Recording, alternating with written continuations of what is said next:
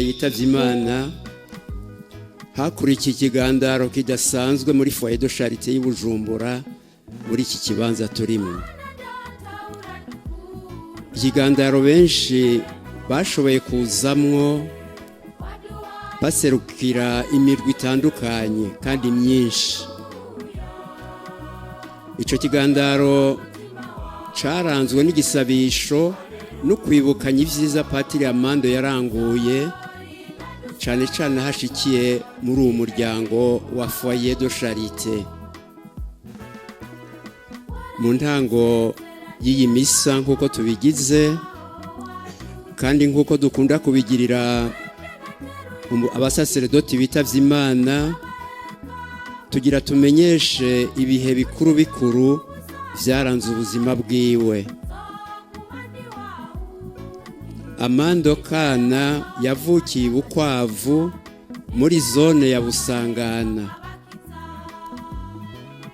kuwa 24 Gitugutu umwaka w'1960. Abavyeyi biwe Adriano Barege na Dorothea Bambara bari bubatse urugo rw'akarorero.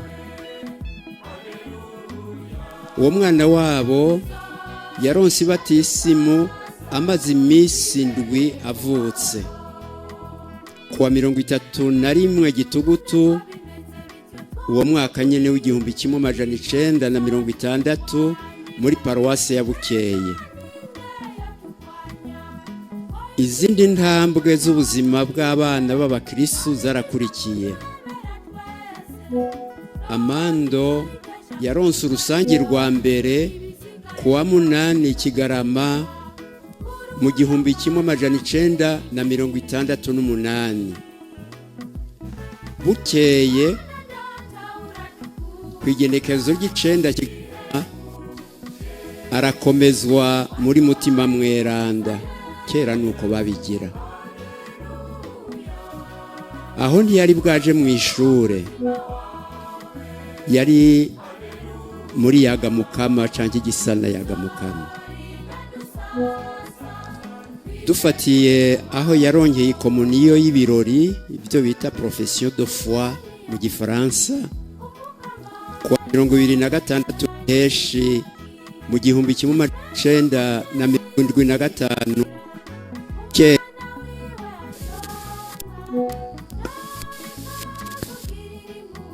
mu mpera z'umwaka wa 5 niko vyari bimeze.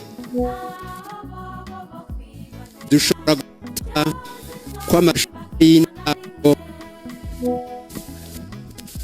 yayatanguye nko mu mwaka w'1970 afise hafi imyaka 10. Yatanguriye mu ishure ritoyi rya leta ry'Ibubanza, ivyo ishure bita école primaire officielle. Ayahereza mu Bukeye mu mwaka w'1978.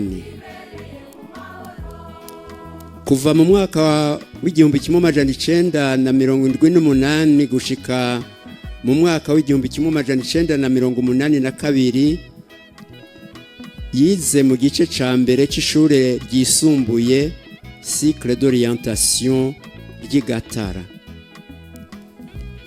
Igice ca kabiri c'amashure yisumbuye yakigiriye mu seminari y'Iburasira séminaire moyen kuva mu mwaka w'1982 gushika mu 1985.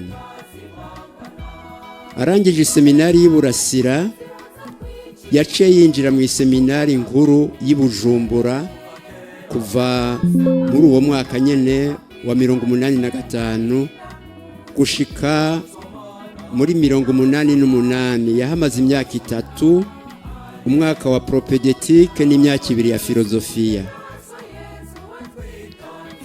Imbere yo gutangura seminari nkuru mu vyigwa vya teologia, yabanje kumara umwaka wa stage mu seminari ntoyi yo mu Kanyosha. Arangije iyo stage niho yinjira mu seminari nkuru y'Iburasira mu 1989. Yahamaze imyaka 4 gushika muri 1993. Ibice vyo kwitegurira ibanga ry'ubusaseredoti yagera bironka nk'uko bitegekanijwe. Ubusomyi byo bita lectora mu mwaka w'igihumbi kimwe amajana 1991 muri paruwase ya Ryarosera.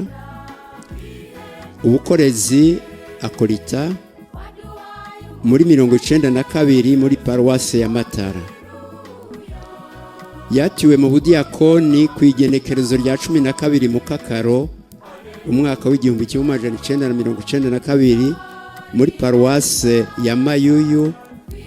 Yatirwa na Musenyeri Simoni Ntamwana. Mu mwaka ukurikira wa 1993 yatirwa mu busaseredoti hari kwigenekerezo ry'11 mu Kakaro muri paruwase ya Munanira, naho nyene yatiwe na Musenyeri Simoni Ntamwana. Kuva aho yatiriwe mu busaseredoti yagiye araronka ubutumwa butandukanye. Mu kwezi kwa Nyakanga ku mwaka wa 1993 yarungitswe kuba cegera ca patiri mukuru muri paruwase Bukwavu. Umwaka ukurikira muri 1994 arungikwa muri paruwase ya Munanira, naho nyene yari cegera ca patiri mukuru kandi yahamaze umwaka umwe. Muri 1995 yagenwe kuba umurezi w'abaseminari muri propedeutique y'Iburasira gushika mu mwaka w'ibihumbi 2001. Ariko kuva mu mwaka w'igihumbi kimwe amajana 1999 gushika aho muri umwaka w'ibihumbi 2001 abepiskopi baramushinze n'ubundi butumwa bwo kuba umunyamabanga w'igisata c'ubutungane n'amahoro, justice pe. Igikorwa yaranguranye ubwira bwinshi. Umwepiskopi wa Bujumbura yamugenye kuba umuvyeyi père wa foyer de charité y'Ibujumbura mu mwaka w'ibihumbi 2001.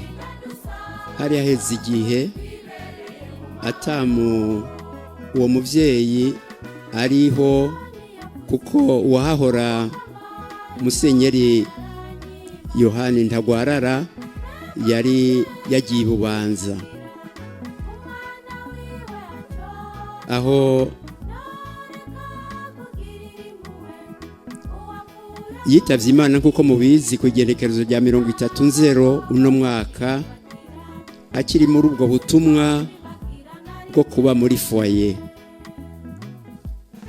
Patiri Amando yari umusaseredoti atabangikanije.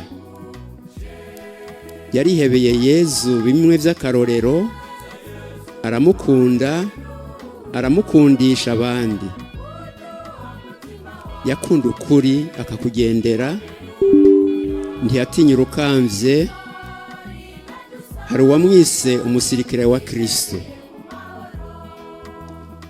Muri vyinshi vyamuranze mu butumwa yagize, yagiye ararangura n'imbere yo gushika muri foyer de charité, hari kimwe umuntu yovuga umwitwarariko wo gufasha abantu gusubiza hamwe no kugendera umuvukano w'ukuri.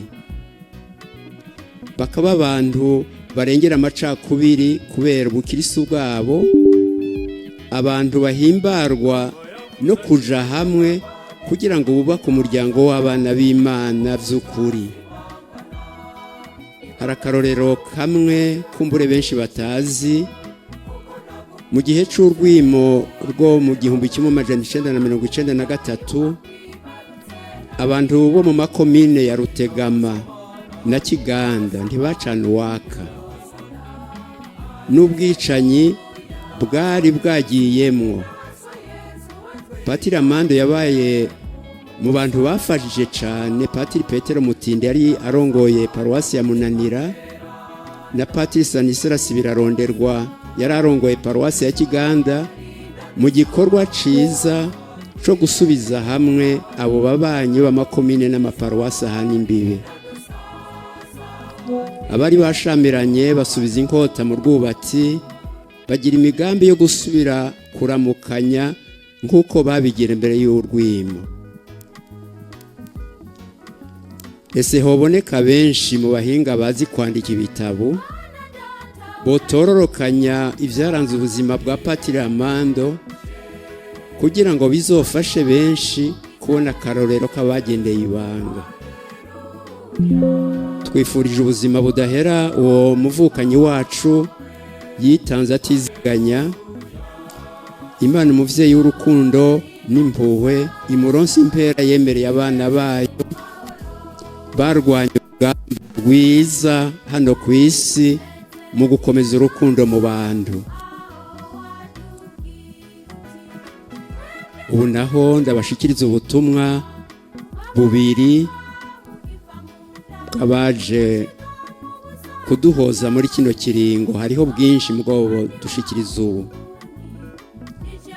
Ubwa mbere ni ubw'userukira Papa mu Burundi, ndabushikiriza mu rurimi yarwanditsemwo mu Gifaransa, batacumva barabaza bari hafi. À son Excellence Monseigneur Gervais Banshimiyubusa, archevêque de Bujumbura, Bujumbura. Les pleurs de Jésus à la mort de son ami Lazare nous autorisent à manifester notre douleur et notre tristesse malgré notre foi en la résurrection pour le décès de notre cher Père Amakana. En cette circonstance, je viens présenter à votre Excellence, au clergé, au foyer de charité de Bujumbura, aux religieux et religieuses, à la communauté chrétienne de l'archidiocèse et à la famille biologique du cher disparu, mes plus sincères condoléances. Me souvenant du témoignage personnel que j'ai reçu du Père Amand sur Monseigneur Michael Courtenay et des échanges enrichissants lors des rares rencontres avec lui, je rends grâce à Dieu pour tout le bien que le Seigneur lui a permis d'accomplir durant son ministère. Dans l'impossibilité d'être physiquement présent, je m'unis spirituellement aux prières de tous ceux qui prennent part à la liturgie des obsèques pour confier l'âme du bien-aimé défunt au Seigneur et implore le réconfort céleste pour tous ceux qui pleurent sa disparition.